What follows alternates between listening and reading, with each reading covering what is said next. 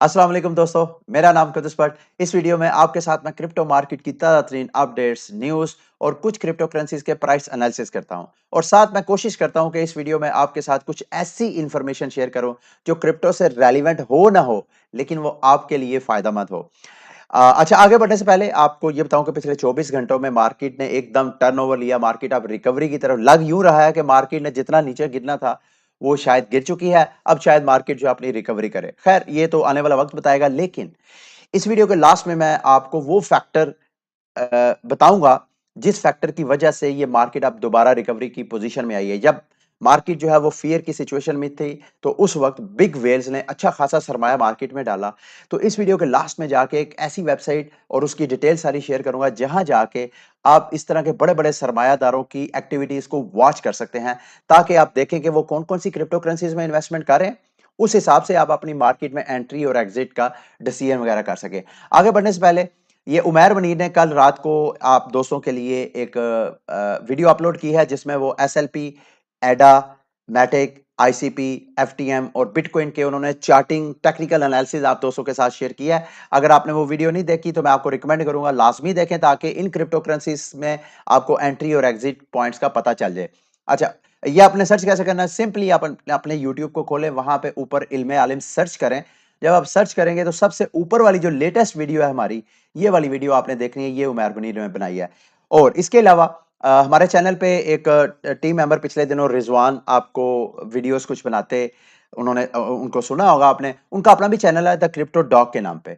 तो आप चाहें तो इनको भी आप सब्सक्राइब करें, ताकि वहां से जो कुछ आपको इन्फॉर्मेशन मिलती है, वहां से भी आप अपने आप को इन्फॉर्मेशन से इक्विप्ड करें।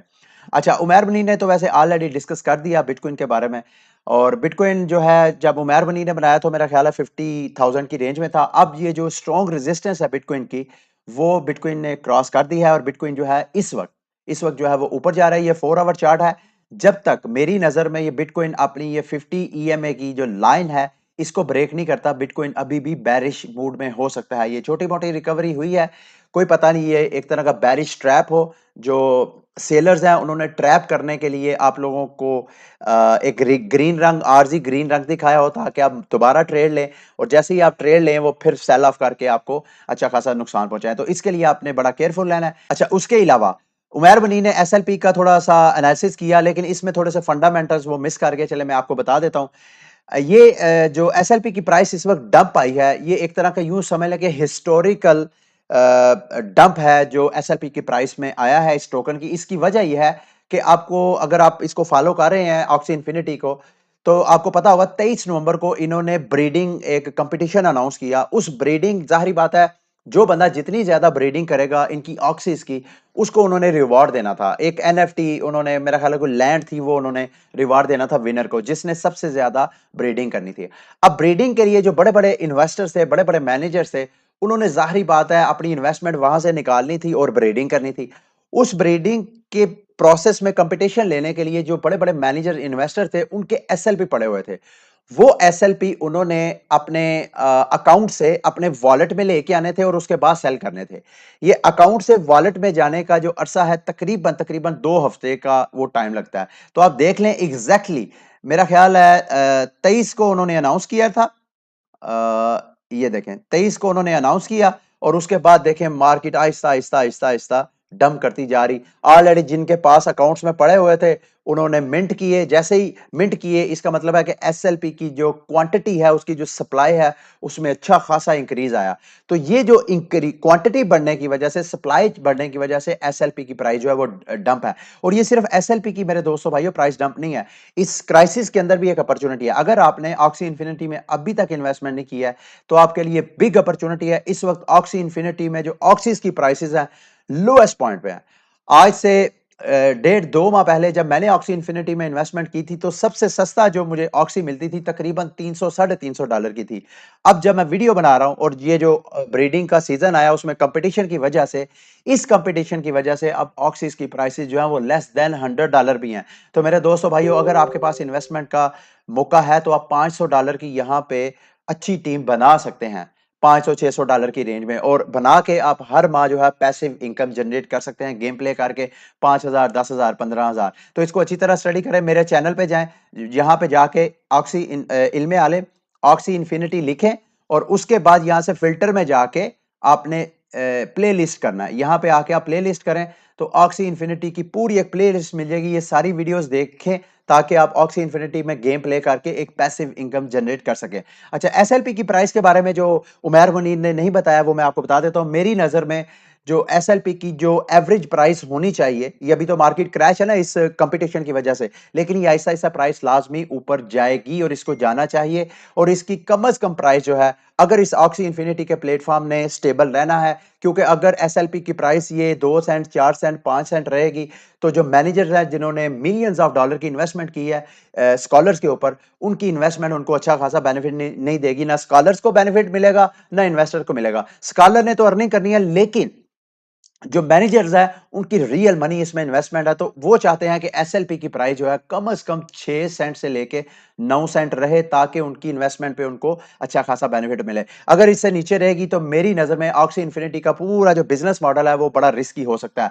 तो मेरे दूसरे लफ्जों में आपको कहना ये चाह रहा हूं कि ऑक्सी इन्फिनिटी की सर्वाइवल के लिए ये जरूरी है कि एसएलपी की प्राइस 6-7 सेंट से लेके 9-10 सेंट की रेंज में रहे। और अगर मेरे दोस्तों भाइयों इसी रेंज में एसएलपी की प्राइस रहती है तो आप दोस्तों के लिए एसएलपी के ऊपर ग्रेट बार ट्रेडिंग में ट्रेडिंग करके मुनाफा कमाना भी आपके लिए बड़ी अपॉर्चुनिटी हो सकती है। कल जब इसकी प्राइस बिल्कुल अपने सपोर्ट के पास थी तो मेरी बैड लक ये हुई कि मैंने यहाँ पे ऑर्डर लगा दिया ऑलमोस्ट 3 सेंट 40 यानी 0.034 के ऊपर मैं ऑर्डर लगा के बैठ गया। मैंने सोचा, एक मैंने ऑर्डर लगा दिया इस पे और दूसरा मैंने ऑर्डर लगा दिया 2 सेंट पे कि अगर एसएलपी की प्राइस मजीद नीचे ड्रॉप होती है तो मेरा नीचे से भी ऑर्डर हिट हो जाएगा। लेकिन हुआ क्या कि प्राइस मेरी जो मैंने बाय लिमिट लगाया था उसको हिट किए बगैर ही मार्केट की प्राइस ऊपर जाना शुरू हो गई। अगर तो मार्केट दोबारा बेरिश होती है, अगर सेंटीमेंट मार्केट के फिर दोबारा फियर की तरफ जाते हैं तो शायद आपके लिए फिर बाइंग अपॉर्चुनिटी हो सकती है। अदरवाइज देखा जाए तो अभी भी एसएलपी के प्राइस जो है वो बाइंग के लिए इतनी बुरी नहीं है। अगर आप चाहें तो आप एसएलपी बाय कर सकते हैं और उसके बाद जैसे ही 6-7 सेंट पे जाए तो उसको आप सेल आउट कर दें। अच्छा, आगे बढ़ने से पहले ये जैक डॉर्सी का मैंने आपको बताया पिछले दिनों न्यूज़ शेयर की कि उन्होंने ट्विटर को छोड़ के अब उन्होंने फुल टाइम जो है क्रिप्टो को देने का सोचा है। तो अभी उनकी एक जो पूरी एक क्रिप्टो से रेलिवेंट मुख्तलिफ किस्म की उनकी सिस्टर ऑर्गेनाइजेशंस थी, इंस्टीट्यूशंस थे, छोटे-छोटे इदारे उन्होंने कायम किए थे। उनको एक प्लेटफ़ॉर्म के अंदर ब्लॉक के नाम के ऊपर लेके आए। तो उनका एक छोटा-सा डेमो उन्होंने दिया कि वो करना क्या चाह रहे हैं। वो मैं डेमो आपको दिखाना चाह रहा हूँ। ये वीडियो मैं प्ले करता हूँ, आप इसको ज़रा ऑब्ज़र्व करें।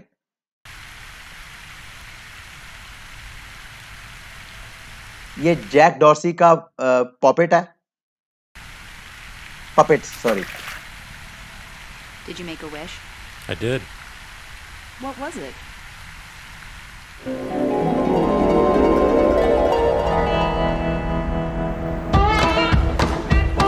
Hey, yeah. Hey, what's up? Hey, well, hey. Oh, thank you. All right, have a good one. Let's go. Yeah.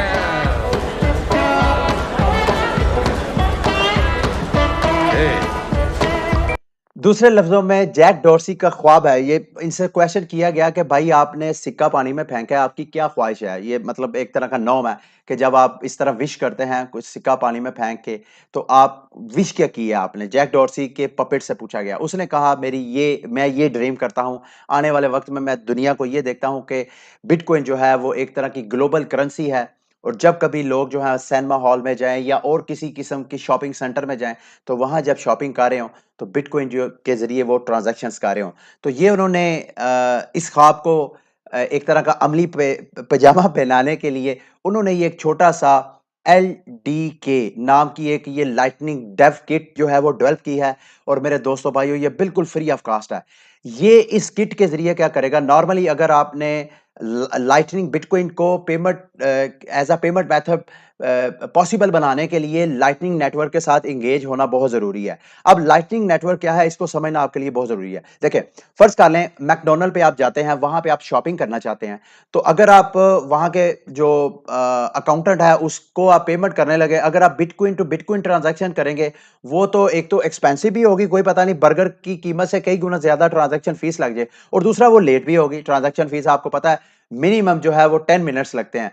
तो इतना कौन इंतजार करेगा? उसको फैसिलिटेट करने के लिए लाइटनिंग नेटवर्क आया। तो लाइटनिंग नेटवर्क एक्चुअली बिटकॉइन की सेकंड लेयर सॉल्यूशन है। उसमें होगा क्या कि मैकडॉनल्ड जो है अपने यूजर्स को एक तो ऐप ऑफर करेगा। उस ऐप के अंदर जो जो बंदा मैकडॉनल्ड पे शॉपिंग करना चाहता है, उस ऐप के अंदर अपना बिटकॉइन जो है वो होल्ड करेगा। अब जब वो बिटकॉइन अपने उस मैकडॉनल्ड के ऐप में डालेगा, सिर्फ उस वक्त वो बिटकॉइन की ट्रांजैक्शन फीस पे करेगा। फॉर एग्जांपल मैंने रूटीन में मैकडॉनल्ड अगर यूज करता हूं, तो मैं अपने $1000 जो है वो बिटकॉइन के उसमें डाल के रख लूंगा। जब मैं बर्गर बाय करने जा रहा हूं, तो उस वक्त मैंने एक बर्गर बाय किया, तो अपने उस वॉलेट में जो मैंने मैकडॉनल्ड के ऐप में रखे हुए हैं, उसमें से $10 की ट्रांजैक्शन करूंगा। वो जो ट्रांजैक्शन होगी, जो मैकडॉनल्ड के अपने डेवलप ऐप जो कि बिटकॉइन की लेयर 2 सॉल्यूशन लाइटनिंग नेटवर्क ने फैसिलिटेट किया होगा, वो ट्रांजैक्शन इंस्टेंट होगी और ऑलमोस्ट फ्री ट्रांजैक्शन उसकी होगी।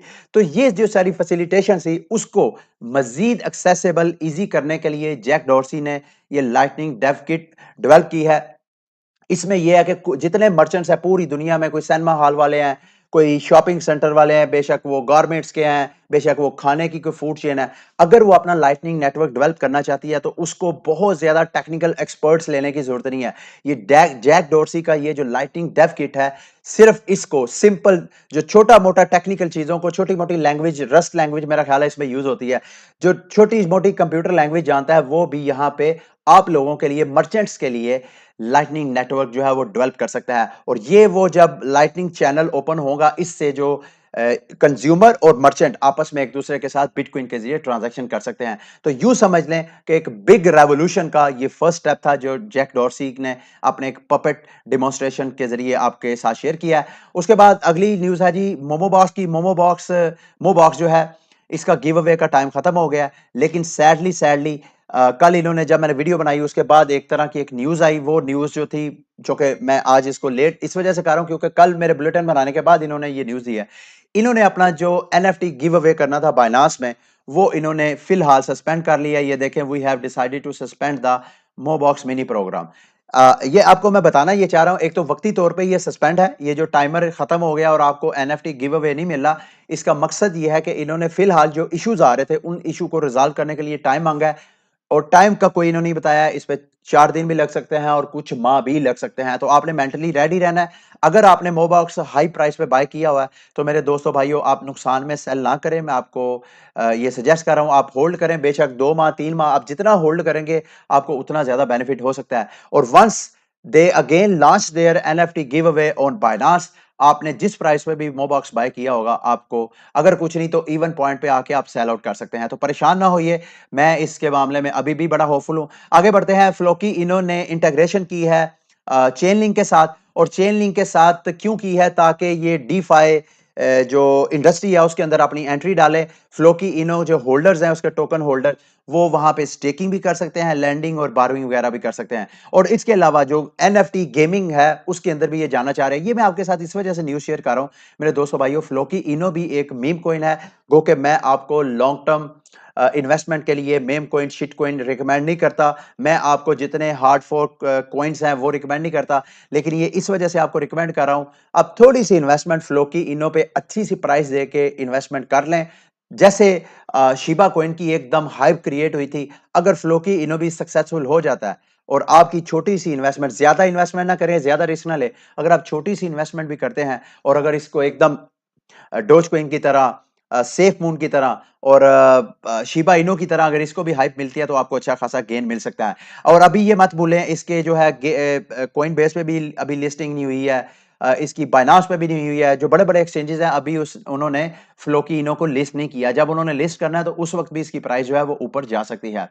उसके बाद ये चार्ल्स हॉस्किंसन ने कल एक ट्वीट की जी, ये for the first time in their history उनकी जो ब्लॉकचेन के ऊपर जो स्टेकिंग है, वो 1 मिलियन जो डेलीगेटर्स, यानी 1 मिलियन एड्रेस ऐसे हैं जिन्होंने कार्डानो को स्टेक कर दिया है। और ये स्टेक क्यों कर रहा है, उसकी एक वजह भी है, क्योंकि कार्डानो की प्राइस जो है मुसलसल ड्रॉप होती जा रही है, मुसलसल ड्रॉप होती जा रही है। अगर आप चार्ट पे जाएं, तो चार्ट पे ये कार्डानो की प्राइस के लिए ये स्ट्रॉन्ग रेजिस्टेंस बनी हुई है। ये 4 आवर चार्ट मैंने ओपन किया है, तो आप देखें कि एक बार इस रेजिस्टेंस को रिस्पेक्ट करके कार्डानो की एडा की प्राइस जो है वो फिर नीचे आ गई है। जब तक एडा की प्राइस इसको ब्रेक नहीं करेगी, $1.47 अगर इससे ऊपर कैंडल्स बनाएगी तो इसकी प्राइस जो है वो ऊपर जाएगी, अदरवाइज जो है इसकी प्राइस भी है डिपेंड करती है कि मार्केट का मोमेंटम कैसा रहता है। अगर तो मार्केट जो है बेरिश एनवायरनमेंट से निकल गई है तो इसकी प्राइस ऊपर जाएगी। अगर मार्केट ये एक तरह का, जैसे मैंने आपको स्टार्ट में कहा कि ये एक बेरिश ट्रैप है, अगर ये ट्रैप है तो इसकी प्राइस जो है वो मजीद नीचे जा सकती है। अच्छा, उसके अलावा ये भी मत भूलें कि मैंने आपको चंद दिन पहले बताया था कि कार्डानो के ऊपर पहला ऐसा डेक्स लॉन्च हो रहा है जिसको कार्डानो की जो अपनी टीम है, जो चार्ल्स हॉस्किंसन या उनकी जो अपनी कंपनी है, वो उसको सपोर्ट कर रही है, जो कि संडे स्वैप है। इन्होंने अपनी टेस्टिंग जो है वो लॉन्च कर दी है, ये मैं आपको दिखाता हूं। testnet.sundaySwap.finance, इसके ऊपर मेरे दोस्तों भाइयों, जैसे इथीरियम के ऊपर नए नए टोकन्स लॉन्च होते हैं, तो वो बजाय इसके कि सेंट्रलाइज एक्सचेंजेस में जाकर पहले लिस्टिंग में, क्योंकि उसमें महीनों सालों लग जाते हैं लिस्टिंग करवाने में, तो उसकी बजाय वो क्या करते हैं कि सस्ते दामों टोकन्स आके अपने डिसेंट्रलाइज एक्सचेंजेस में सेल करते हैं।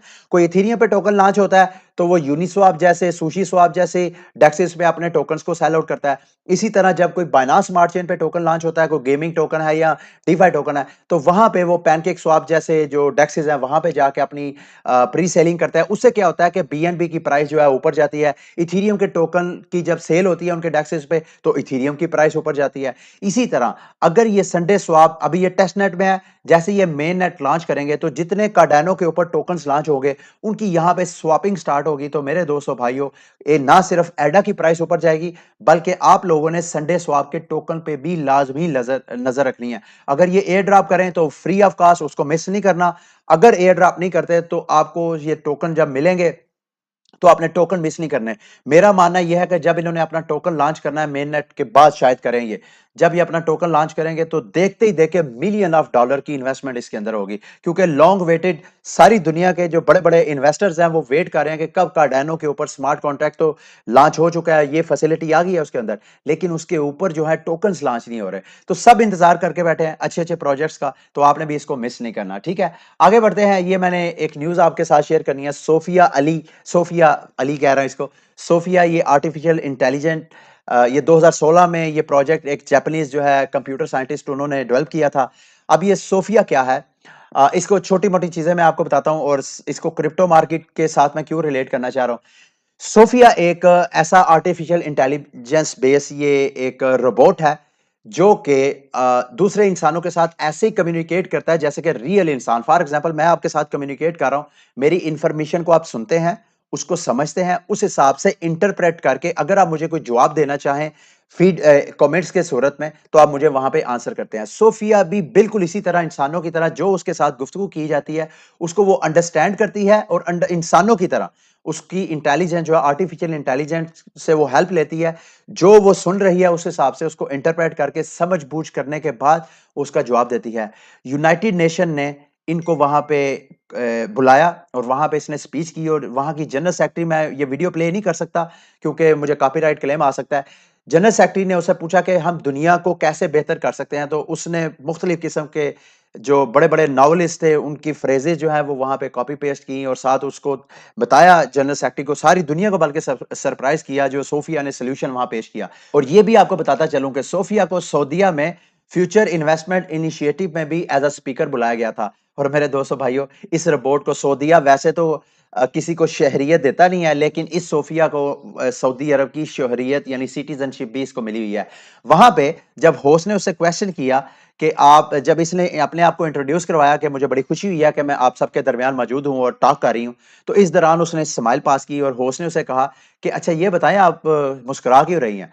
तो इसने उसकी इस बात पे ये आंसर किया कि मैं जब भी आप जैसे स्मार्ट लोगों के दरमियान होती हूं तो मेरे चेहरे पे मुस्कुराहट आ जाती है। तो ये रिपोर्ट, ये कोई ऐसी चीजें नहीं है पीछे कोडेड चीजें हैं, ये सारी जो सारी चीजें हैं ये उसकी कंप्रीहेंशन के बाद, चीजों को, अल्फाज को समझने के बाद, उसके बाद अंडरस्टैंडिंग डेवलप करने के बाद उसने ये बयान की है। और ये मैं इस वजह से क्रिप्टो के हवाले से ये आपके साथ शेयर करने जा रहा हूं मेरे दोस्तों भाइयों। अब क्रिप्टो में INFTs भी, यानी आर्टिफिशियल इंटेलिजेंट NFTs भी आ रहे हैं। तो उसकी बाइनांस पे 16 दिसंबर से लिस्टिंग होने जा रही है। तकरीबन मेरा ख्याल है 100 के करीब, शायद 500 के करीब, 500 के करीब NFTs की जो है वो वहां पे ऑक्शनिंग होनी है। हर दिन जो है वो 100 INFTs जो है वहां पे ऑक्शनिंग होंगी। तो सोफिया की भी एक टोकनाइज जो वर्जन है वहाँ पे एज़ अ एनएफटी सेल होगा। अगर आप एनएफटीज़ में इंटरेस्टेड हैं तो आपने इसको लाज़मी वॉच करना है, ये बाइनांस की मार्केट प्लेस पे होना है। ये वो वेबसाइट है मेरे दोस्तों भाइयों जो मैं आपको कह रहा था। इसका एड्रेस है whalestats.com। यहाँ पे आके आप 3 मुख्तलिफ किस्म की ब्लॉकचेन के ऊपर लॉन्च होने वाले टोकन्स के ऊपर बिग व्हेल्स, यानी ये क्या करते हैं कि जो बाइनांस स्मार्ट चेन, फैंटम और इथेरियम, इनकी ब्लॉकचेन के ऊपर जो टॉप 1000 एड्रेस हैं, रिचेस्ट एड्रेस, यानी इथेरियम के ऊपर जो 1000 ऐसे एड्रेस जिनमें सबसे ज्यादा सरमाया पड़ा हुआ है बिलियंस ऑफ डॉलर का, उनको ये वॉच करते हैं और वहां उसका डाटा शेयर करते हैं। इस वक्त बाइनांस स्मार्ट चेन का मैंने ओपन किया है। आप यहां से इथेरियम पे स्विच कर सकते हैं, आप फैंटम पे स्विच कर सकते हैं, आप बाइनांस पे स्विच कर सकते हैं। मैं बाइनांस स्मार्ट चेन पे क्लिक करके मैं आपको बताता हूं कि पिछले 24 घंटों में जो बाइनांस स्मार्ट चेन के ऊपर सबसे ज्यादा ट्रेड होने वाला टोकन था, जिसपे इस 1000 वॉलेट्स ने इन्वेस्टमेंट किया है, ये रिचेस्ट लोगों ने इन्वेस्टमेंट किया है, वो है मोबॉक्स टोकन। और कौन कौन से टोकन जो है वो ज्यादा स्टेबल कॉइन कौन कौन से यूज हुए हैं, वो TUSD है, वो बी बाइनांस का अपना जो USD है वो है, और दूसरा BUSD है। इसके अलावा ये सारी इंफॉर्मेशन है टॉप 10 होल्डिंग्स के, ये जो 1000 रिचेस्ट पीपल हैं जो बाइनांस स्मार्ट चेन के ऊपर, उनके पास कौन कौन से टोकन्स हैं। वो BNB है, उनके पास बाइनांस का जो अपना BTC पेज टोकन है वो है, उनके पास इथेरियम है, उनके पास मैटिक है, एवेलॉन्च का है टोकन। तो ये वो सारे उनके पास टोकन है। और टॉप 10 टोकन्स पिछले 24 घंटों में उन्होंने कौन कौन से परचेज किए हैं। 24 घंटों में BNB उन्होंने परचेज किया है, वी ईथ किया है, मोबॉक्स किया है। तो आप इसको मुख्तलिफ किस्म की इंटरप्रिटेशन कर सकते हैं, ये आपने खुद एनालिसिस करना है। ये वो वेबसाइट थी जो मैं चाहता था आपके साथ शेयर करूं। अगली वीडियो तक के लिए मुझे इजाजत दें। अल्लाह हाफिज।